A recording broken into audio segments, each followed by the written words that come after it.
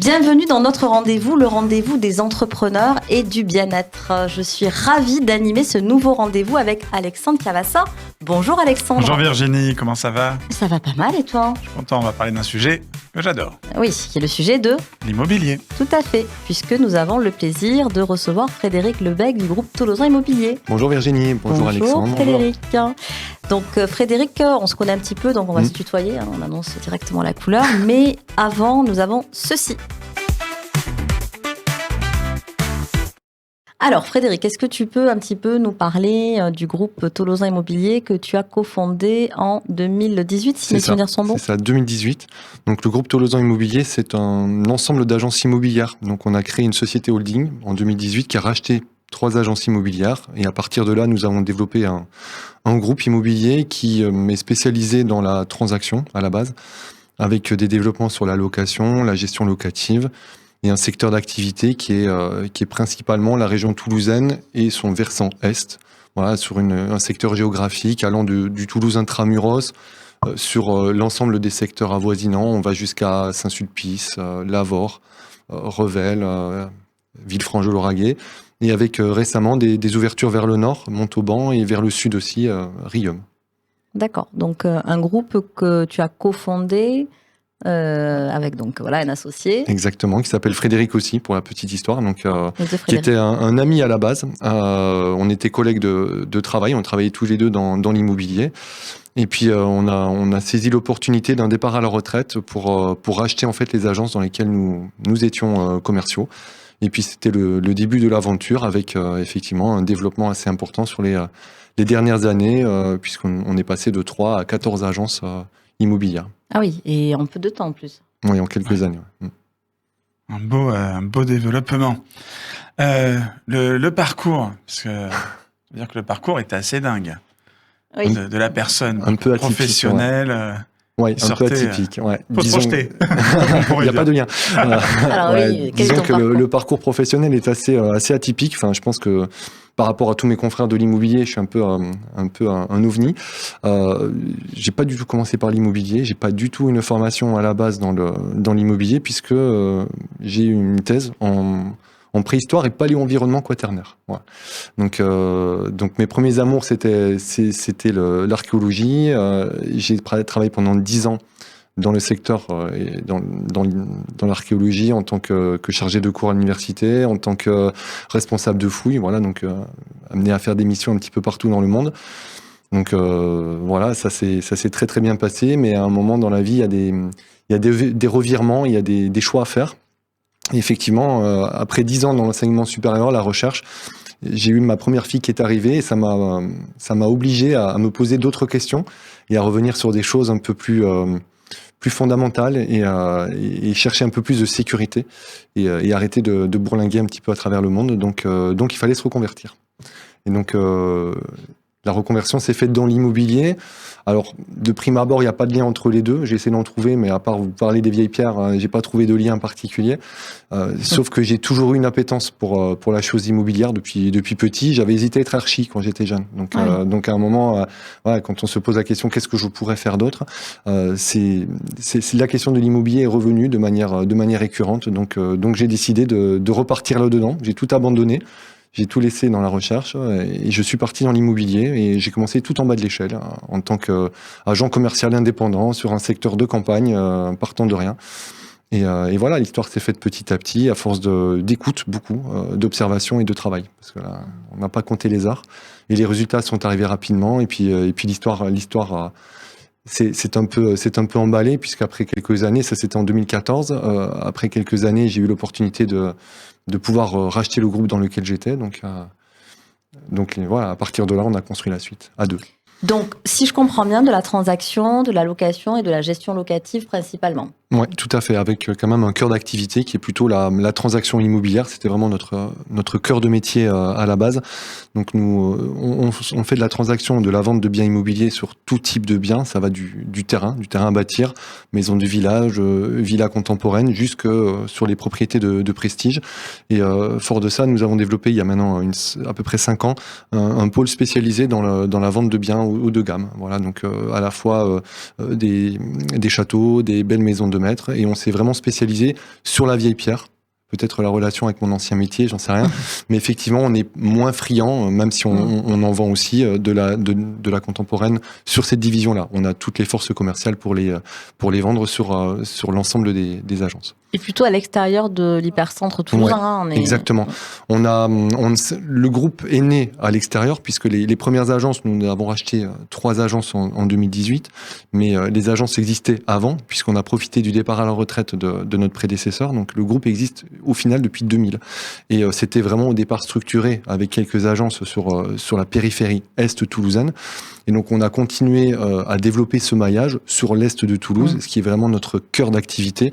Et c'est là où on a le savoir-faire et le référentiel. Et on travaille également Toulouse.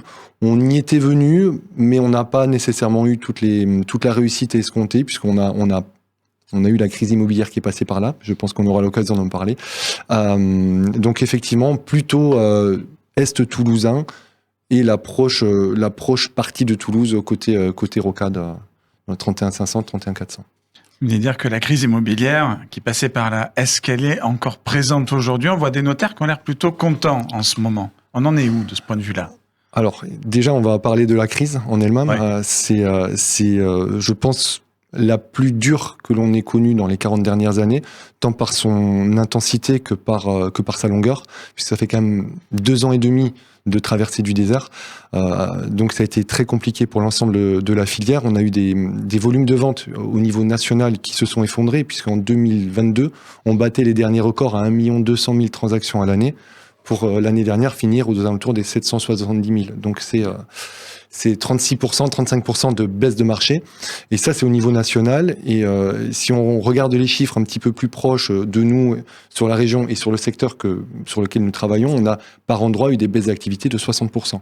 Donc ça a été vraiment très violent dans l'intensité, mais ça fait quand même depuis l'été 2022 que ça dure. Ça a commencé en fait juste après les événements en Ukraine, et on a commencé à le sentir sur des territorialités plus éloignées de Toulouse, du côté de Puylaurens, voilà, dans ces secteurs-là où l'impact du coût de transport a été prégnant. Et là, effectivement, on a rapidement senti une problématique. Le volume de transactions qui est quand même tombé fortement. Et après, les raisons, elles sont multiples. Et il faut comprendre les raisons pour comprendre comment est-ce qu'on en sort.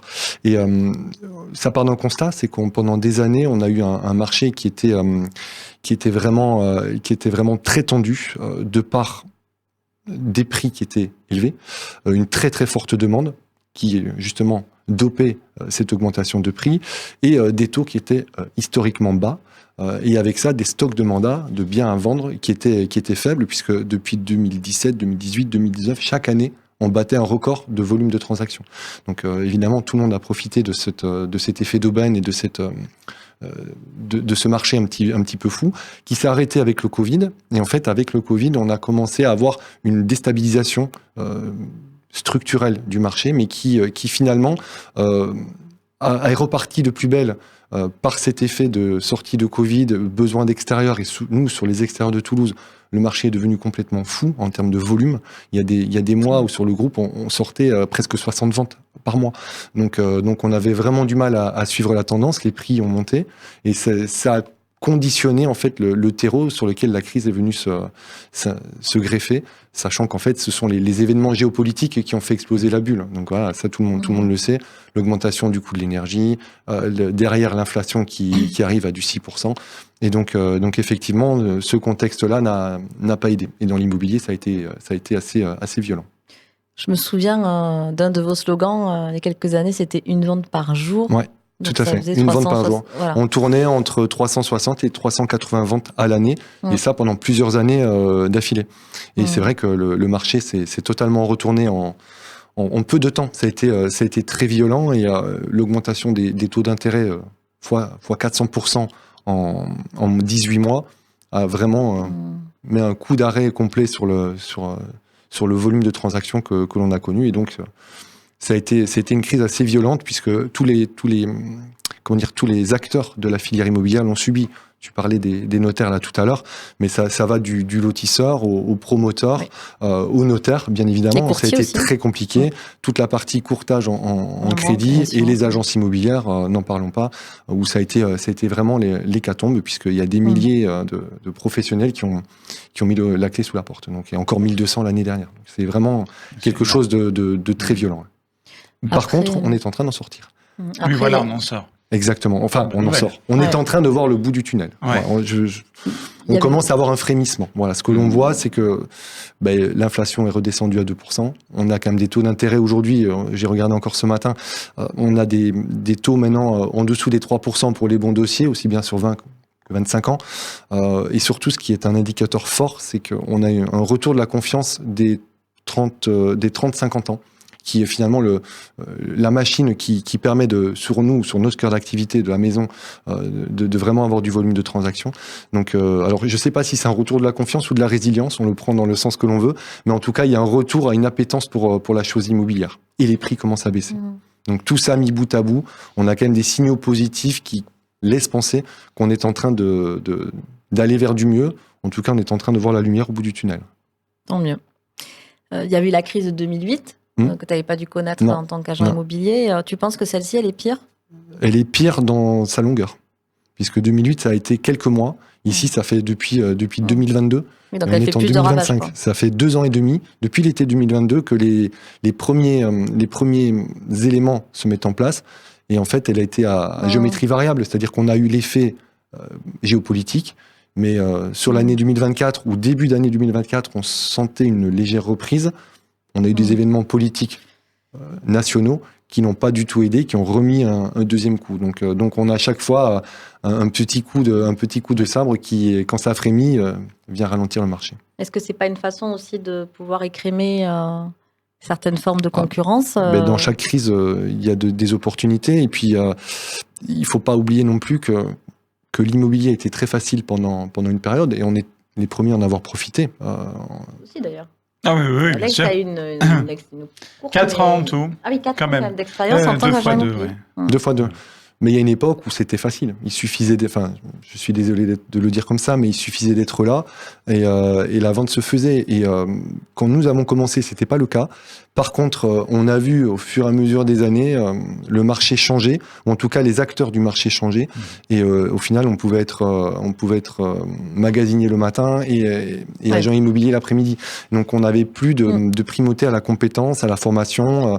Et en fait, voilà, tout le monde est venu se greffer sur un marché qui semblait facile. Ce qui a contribué à déstabiliser aussi le marché, puisque vous étiez en concurrence, vous, professionnels, encartés, avec des agences vitrées, avec des gens qui faisaient ça sur le coin d'une table ou de leur cuisine sans avoir trop de compétences et de connaissances. Donc, pas comme un vrai métier, quoi. Voilà. Donc ça a contribué. Effectivement, le marché, aujourd'hui, s'est fortement nettoyé de ces acteurs qui aujourd'hui étaient venus par effet d'opportunisme ou d'effet d'aubaine. Ce sont les premiers à avoir disparu. Donc l'ensemble des acteurs ont souffert, mais évidemment ceux-là ont un petit peu disparu du paysage. Bon, c'est une bonne nouvelle alors. Est-ce qu'on passerait pas un petit tips, un petit conseil que tu aurais envie de donner aux personnes qui nous écoutent, puisque c'est ce qu'on demande à chaque fois à notre rendez-vous avec Alexandre? Alors des tips, je pourrais en faire plein sur l'immobilier. Je pourrais vous dire que c'est le moment de faire appel aux professionnels que nous sommes pour vendre le bien immobilier, qu'on est là pour protéger vos intérêts. Mais non, en fait, aujourd'hui, vu tout ce qu'on vient de vivre ces dernières années... tu veux dire les agences immobilières ou les agences immobilières et nous, à titre individuel ou personnel, je voulais plutôt faire quelque chose sur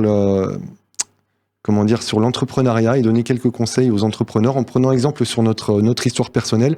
Parce que pour le moment, on n'a parlé que de ce qui était beau.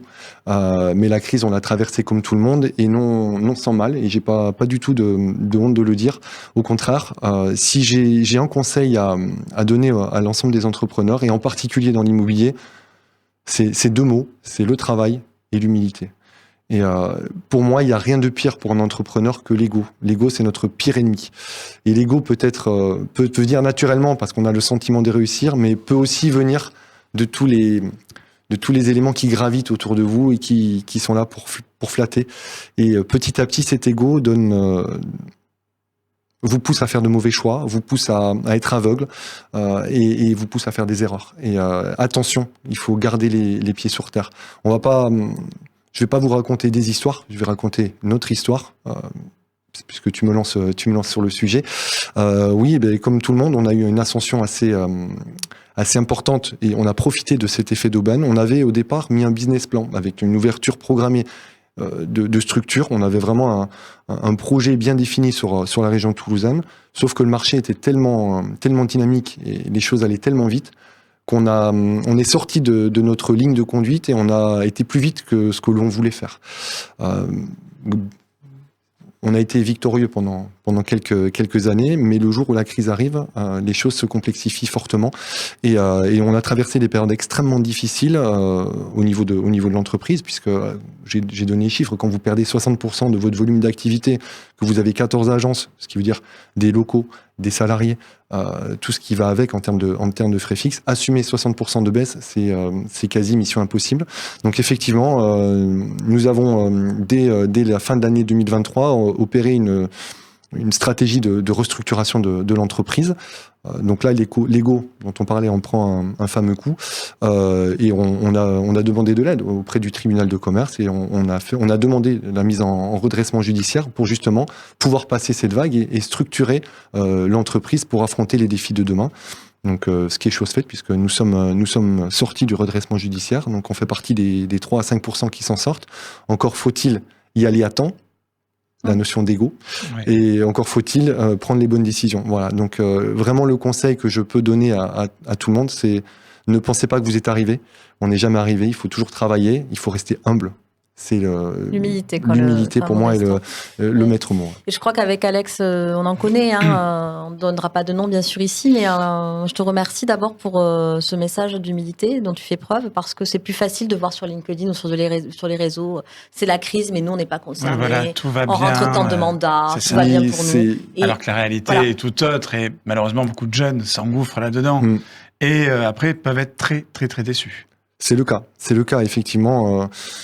C'est un métier qui est difficile, c'est un métier où on vous fait croire que vous allez gagner beaucoup d'argent très vite, facilement, mais dans la vraie vie, ça se passe pas comme ça. Gagner de l'argent facilement, ça n'existe pas. Ça n'existe pas. Donc dans la vraie vie, c'est beaucoup de travail, on compte pas ses heures, c'est beaucoup d'échecs pour un peu de réussite. Ça, il faut pouvoir l'intégrer. Et c'est vrai que la surcommunication sur des résultats qui sont des fois pas toujours la réalité, encore une fois, on en revient sur cette notion d'ego. Et j'ai pas honte de le dire, on a tous péché un petit peu par là, à un moment, mais c'était devenu tellement galvanisant, c'est le terme que je cherchais, qu'à un moment, effectivement, on s'en brûle les ailes. Donc il faut pouvoir, le message que je peux passer, c'est ça. Travail, humilité. Merci pour ceux qui nous écoutent. Est-ce qu'on ne se ferait pas la dernière question? La dernière question, exactement. Et le calendrier? Le calendrier. Alors, les heures. Donc je t'explique, Fred. Il y a un calendrier qui s'affiche. Ouais. Tu peux voir sur le retour d'écran et tu vas devoir choisir un rendez-vous sur la journée qui te parle et une question va s'afficher. Tu choisis lequel? Je vais prendre le 11h. 11h, juste avant le repas. Ok. Alors la question pour Fred, Alex, je te laisse la lire. Alors, si tu pouvais donner un seul conseil à ton toi d'il y a 10 ans, que serait-il? Tiens, quel serait-il? Intéressant. Donc il y a 10 ans. Il y a 10 ans, mais je commençais l'immobilier. D'accord. Lâche rien, crois en toi, fonce. Parfait. Je crois qu'on comprend aisément au travers du message que tu as voulu passer. Très bien. On va s'arrêter sur peut-être ces belles paroles, parce qu'elles sont plutôt jolies et porteuses de plein d'espoir, au vu de ce que tu as décrit, puisque ça va mieux aujourd'hui. Ah ben nous, on va beaucoup mieux. Ah oui, clairement. Ouais. C'est super. Alex, on va se dire au revoir. Eh bien oui, on se dit au revoir. Bon, exactement. Moi, je vais aller voir les biens qu'il y a à vendre. Hein. Ah, oui. Grand plaisir. Oui. Là, il y a un frémissement, il faut en profiter. www.groupe-tolosan-mobilier.com. Et d'ailleurs, est-ce que vous recrutez, en ce moment? Toujours, effectivement. Alors, on peut peut-être faire passer un dernier petit message. Vous recrutez des profils On recrute tout type de profils. C'est vrai qu'on n'en a pas parlé, mais de par mon expérience professionnelle passée, je cherche tout type de profil. Et si on n'a pas d'expérience déjà dans l'immobilier, c'est peut-être parfois même un plus. Un diamant. Puisqu'on on va chercher des compétences transversales. Et c'est ce que moi j'ai développé à l'époque, ce qui m'a permis de performer, en fait, c'est d'être différent. Mais en tout cas, d'essayer d'être différenciant. On va pas avoir l'ego de dire que je suis différent. Donc, ils peuvent vous contacter. Effectivement, vous pouvez les former ou les envoyer à d'autres interlocuteurs dans la formation. Avec grand plaisir. Voilà. Je vous remercie à tous les deux. Merci, Je vous dis à très bientôt et à vous, à bientôt également pour un nouveau rendez-vous.